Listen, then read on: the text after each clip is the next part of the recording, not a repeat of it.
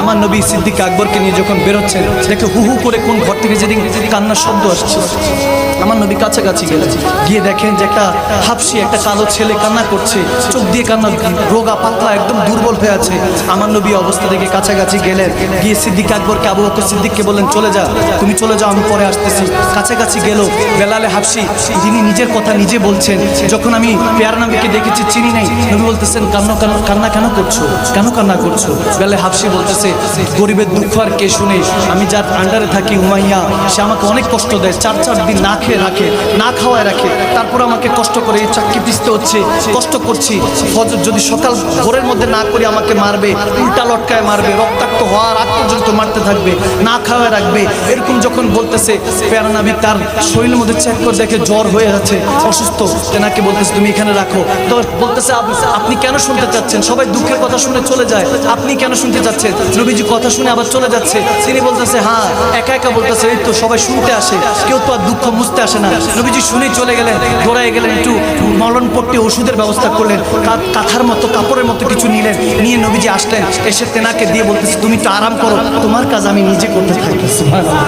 যখন বলতেছে তখন তিনি অবাক হয়ে বলতেছেন, আপনি আমার কাজ করবেন? আচ্ছা ঠিক আছে। সে তো এমনি দুর্বল হয়ে আছে, সে রেস্টে চলে গেলেন। তারপর আমার নবী যখন কষ্ট করলেন, ফজর পর্যন্ত করে তাকে বুঝ দিয়ে চলে গেলেন। পরের দিন আবার আসলেন।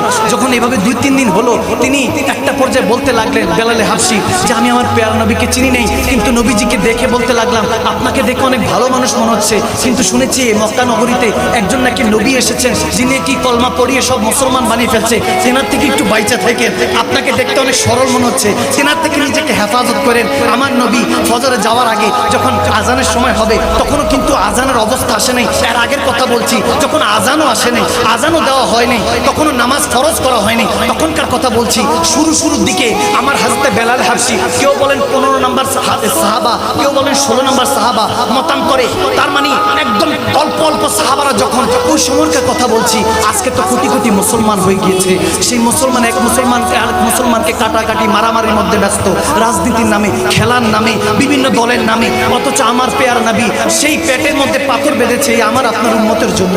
যখন এরকম বলছে, তখন বেলালে হাফসি যখন বলতেছে ওই মানুষটা থেকে নিজেকে হেফাজত করবেন, আমার পেয়ার নবী মুচকি হাসি দিয়ে বলতেছে, ওই মানুষটাই আমি, যার থেকে বাঁচার জন্য তুমি আমাকে বলছো। তখন এই কথা শুনে বেলালে হাফসি চোখের পানি ছেড়ে দিলেন, বলেন, আপনি সে পেগম্বর, আপনি সে নবী, আপনি যদি এই নবী হন, আমি কলমা পড়তে রেডি আছি, আমি কলমা পড়তে রাজি আছি। সুবহানাল্লাহ। সে ওই অবস্থায় হযরত বেলালে হাফসি কলমা পড়ে মুসলমান হয়ে গেল। এখন মুসলমান তো হয়েছে, এখন কাফের তো ছাড়ে না, উমাইয়া তো ছাড়ে না। উমাইয়া অনেক কষ্ট দিচ্ছে, বারবার কষ্ট দিচ্ছে। বালুর মধ্যে, উত্তপ্ত আরবের বালুর মধ্যে চাল রাখলে ভাত হয়ে যাবে, এত গরম বালুর মধ্যে রেখে পাথর চাপা দিত, চাবুক মারতো, এদিক দিয়ে চাবুক মারতো, বেলালে হাফসি ওই দিক দিয়ে মুচকি হাসি দিত। উমাইয়া বলতো, তোকে এত মারছি, কাঁদছিস না কেন? বলে, তুই মা, তো আমার এই জেসিমে তুই যতবার মারো, অতবার আমি চোখ বন্ধ করে আমার নবীর চেহারা স্মরণ করতে থাকি। আমার নবীর চেহারা যখন স্মরণ করি, আমার কষ্ট করে যাই। হায় হায়, ওই চেহারা মোবারক কেমন ছিল, যে চেহারা স্মরণ করার সাথে কষ্ট অনুভব হতো না, রক্তে জর্জরিত হয়ে যেতেন, তারপরে উফ করে কাঁদতেন না। হ্যাঁ, জখম पे जख्म खाक जी अपने लहू पे घूट पी आह न कर इश्क लगी है दिल नहीं लगी। আর যখন ইশক হয়ে যায় তখন আহ আর জুবান দিয়ে বের হয় না। সেই বেলালে হাফসি কষ্ট পেতে লাগলেন। যখন এই অবস্থা হলো, আমার নবী এক কোণার মধ্যে হু হু করে কাঁদছে। বেলালে হাফসির এই অবস্থা স্মরণ করে আবু বকর সিদ্দিক গড়ায় গেলেন, ইয়া রাসূলুল্লাহ, ইয়া হাবিবাল্লাহ সাল্লাল্লাহু তাআলা আলাইহি ওয়াসাল্লাম, হাবিব আপনি কেন কাঁদছেন? বলে, আমার বেলালের জন্য বড় মায়া হচ্ছে, কত কষ্ট করছে, কালমা পড়ে ফেলেছে, এরপর আমার বেলালের উপর অত্যাচার করছে উমাইয়া। যখন এটা বলতে লাগলেন, তখন আবু বকর সিদ্দিক দৌড়ায় গেলেন, নবীজিকে কিছু বললেন না। বলে, ইয়া রাসূলুল্লাহ আপনি শান্ত হন। দৌড়ায় আসলেন তেনার ভাইকে, ওখানে হযরত আব্বাস দাঁড়িয়েছিলেন, তেনাকে ডাক দিলেন, ভাই একটু যান, আপনি উমাইয়ার কাছে যান, তার সাথে আমার সম্পর্ক বেশি একটা ভালো না, আমি মুসলমান হয়েছি, আমাকে দেখতে পারেন এখন, আপনি যান, যা বলেন বেলালকে কত টাকা দিলে সে ছেড়ে দিবে, কত টাকা দিলে সে গোলাম আজাদ করবে। যখন হযরত আব্বাস গেলেন, হাদিসে এসেছে, যাওয়ার পরে বলতেছে 50 দিরহাম, আবার আরেক জায়গায় এসেছে 100 দিরহাম সে চেয়েছে। সুমাইয়া যখন চাইলো তখন বলতেছে, এরপরও দিতে চাচ্ছে না, বলে আমি 100 দিরহাম হলো হবে। তারপর যখন হযরত আব্বাসকে জানালেন তখন আবু বকর সিদ্দিক বলতেছে আমি সহ যাব, তিনি সহ গেলেন। এখন সিদ্দিক আকবরকে দেখে উমাইয়া রেগে গেলেন, রেগে বলতেছে আবু বকর তোমার কাছে আমি বিক্রি করব না, আর যদি বিক্রি করতে হয় তোমার রুম দেশের রোম সালতানাতের তোমার যে 2টা গোলাম আছে, একটা নারী এবং 2টা পুরুষ, এই 3টা গোলাম আমাকে দিতে হবে, সুন্দর এই গোলাম আমাকে দিতে হবে, তারা কালমা পড়ে নাই, ওই গোলামকে আমাকে দিতে হবে এবং 2000 দিরহাম দিতে হবে একজন বেলালকে ছাড়বার জন্য। আমার আবু বকর সিদ্দিক বলতেছে আমি রাজি আছি, তুমি দিয়ে দাও। আব্বাসকে বলেন যে আপনি নিয়ে আসেন।